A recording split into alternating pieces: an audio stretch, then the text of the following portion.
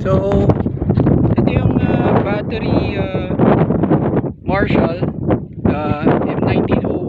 M1909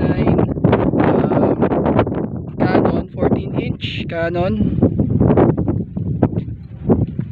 So isa sa mga turrets dito, at nandun sa likod yung battery Wilson, na yung isang Canon niya nalaglag na doon sa loob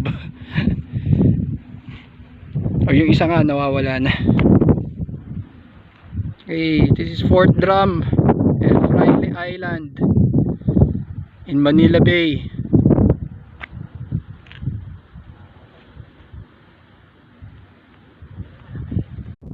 Okay, shoutout kay Sir Louie Chin, nagbigay ng mag.